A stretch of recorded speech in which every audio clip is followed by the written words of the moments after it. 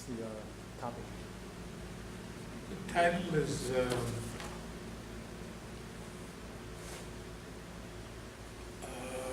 let's see.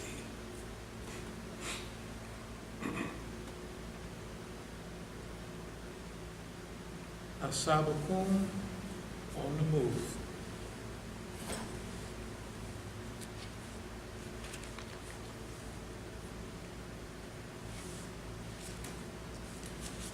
Well, I'll just start rolling and is everybody ready? Okay.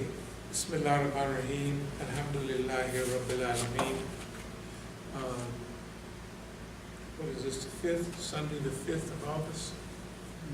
Black August, of course. So many things happened in August. I wanted to go straight to the point on... Oh, you need your... Oh, yes.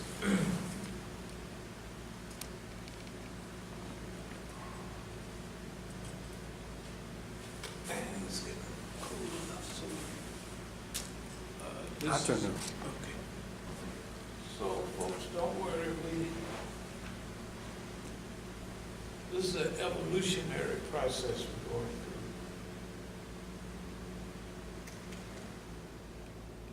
through. Evolution means that we just cruise along and we evolve.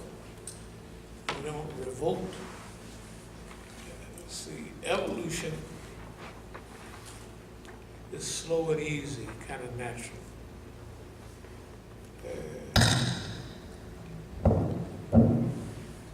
And they both mean change, but one is more or less natural and easygoing. Revolution is a sudden change, but revolution in many cases relates to a violent overthrow because you evolve quickly. But now in each revolution there is an evolution. The people had to rise to the point that they got tired of whatever it is they was dealing with. And if you notice, even the United States, I was discussing about Beyer with Imam Jamil. He said, well, you know, the United States wasn't formed. You was half in, a half out. They had a constitution. You had to be in on it or you wasn't in on it, that's all. I said, well, technically it didn't start like that. Anybody ever heard of the Articles of Confederation? Mm-hmm. They fought the Revolutionary War under the Articles of Confederation. They were a confederation. They were a group of states. Now the Declaration preceded it, but the Declaration of Independence gave the reasons why that they were declaring their independence. When they declared their independence, they had been tussling a little bit in 1776. But they had been tussling since 1775. I think Paul Revere was right. It might have been 1775. Not that I'm a historian or nothing. The point I was making with our brother was that we could have a type of confederation also, where we would be committed to each other, committed to the leadership. Without giving a serious bayah. Now, my understanding of bayah is the hadith understanding and the Quranic understanding. That is serious. I didn't think that the people was, that to them it was a routine. It was, they gave bayah to the Dar al-Islam movement. They didn't defend the Dar al-Islam movement to the letter. They just let it drift. So I say, shoot, if they didn't, if somebody come from the outside and mess with our leader, we can't put up with that. And I'm not going to give bayah with a whole crew that was in on it they didn't, just because they didn't go with the bad guys, that's one thing. What about the leader sitting there all by himself? And for a person or people that's not used to that, that peer group pressure is deadly. That means he's there by himself. He ain't got nobody standing up for him. And ROD is not a coincidental organization. ROD is infiltrated heavily by the police. They the police, that's who they are. So Sheikh Jelani didn't come over here and just say, hey, I'm the big sheikh. Sheikh Jelani is coming to a crew that's already waiting for him to get there. And they followed him up in the hills to do Sufi stuff, and when they came out of the hills, all he was up there that was giving them orders. They weren't Negroes that happened to fall for that, because remember, most of our people was from the street in the dark. And one of the main things that they was known about, they wasn't going for none of that stupid stuff. Why did they go for it? Is because it was organized already. Okay. Whatever that I want to get to a point here. I have in California, Mukhtar's main cause for upset, he put on certain papers, he called it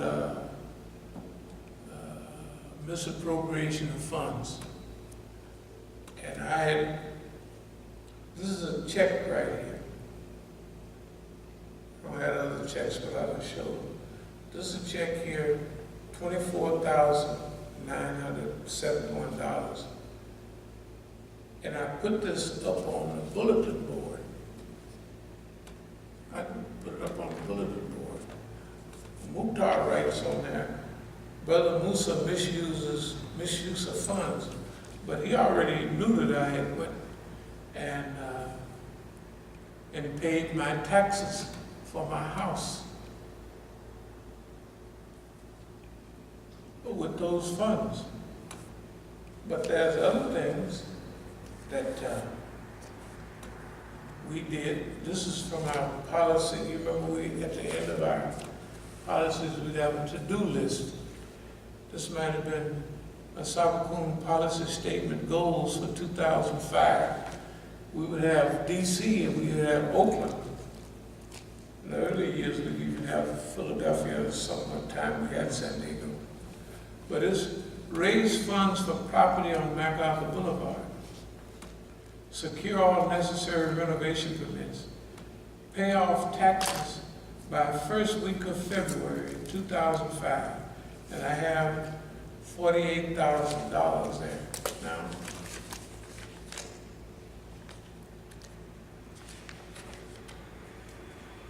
This is January 27, 2005. Well, we paid off their taxes. This is not our taxes. Remember, the center of management is here, not Oakland. So in cash, $17,686. Cashier's check, $8,976. And cash again, $19,515. That comes to about $48,000. That's us paying Oakland taxes with money we raised here. Let's don't talk about when they were raising money and we bought the school. They raised so much money, which of course, I won't say I raised, they arranged a fundraiser. People that I know came and spoke, and we raised about $79,000. Okay, but those were my friends. Then after that, before we bought the school, they were short $51,000. We paid that from we paid that for the school from our money. Well, I paid that money from our account, not, shouldn't be theirs and ours. Okay, so the other thing, misuse of funds. In those days, I didn't have no account in Clarence Reeves. But what I did was, if I was supposed to have taken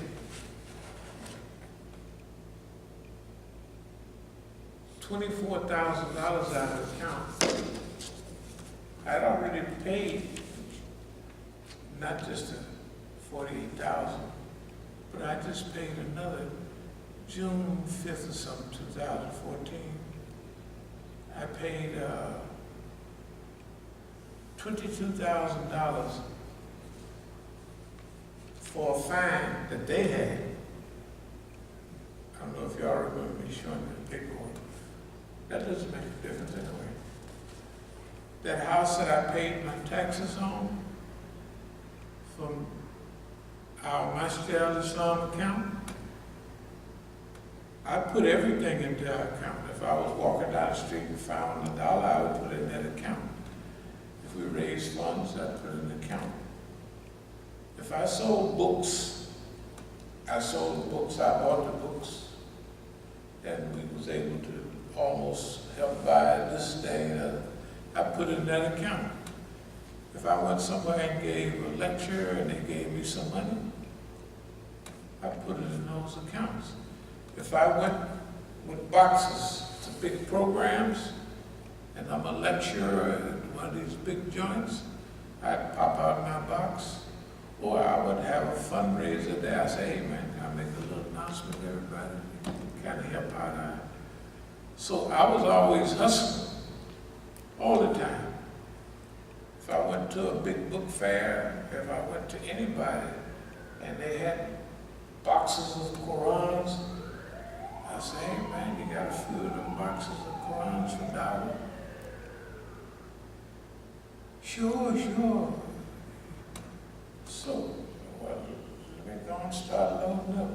Well, I can only give you 10 boxes. I said, shoot, 10 times 10, that's 100 Qurans. It's $15 a piece, it adds up. Other people don't work like that.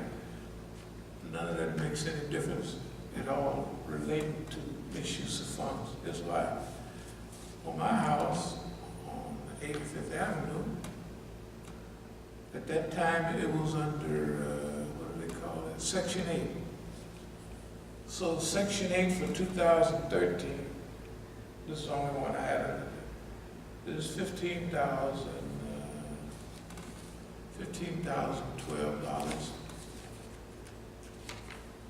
2014, 15,012.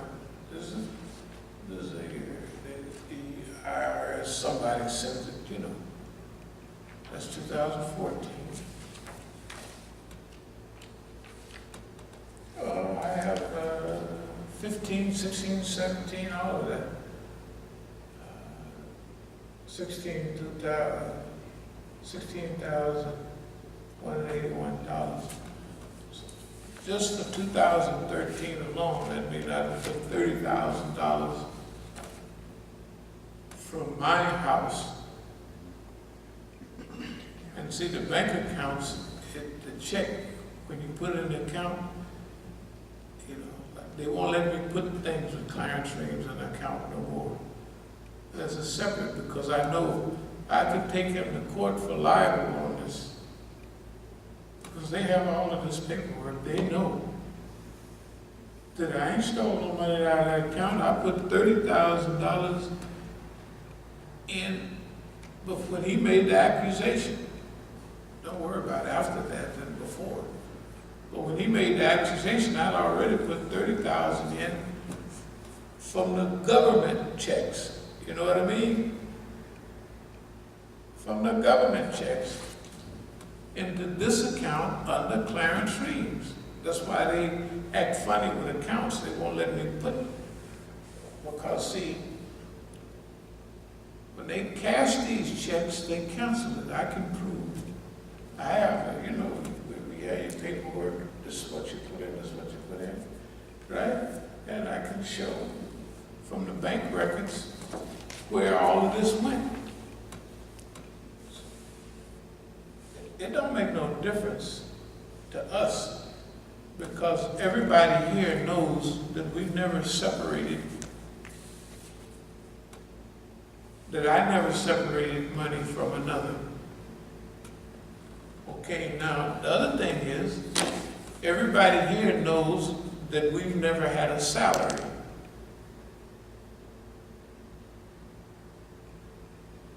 But we always raising money to put in the community. By that time, we'd put in the school.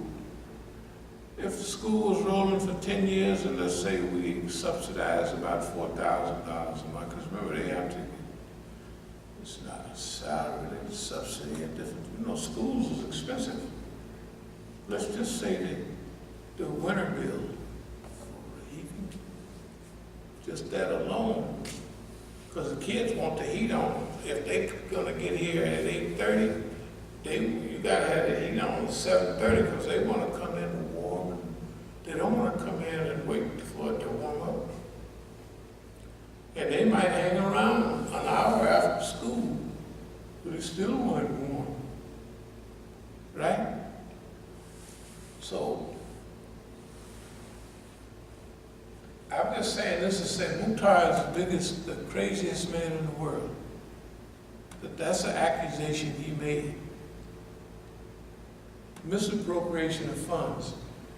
We don't even talk about that type of thing. Because see, when they came there, there's a masjid there. Who paid for it?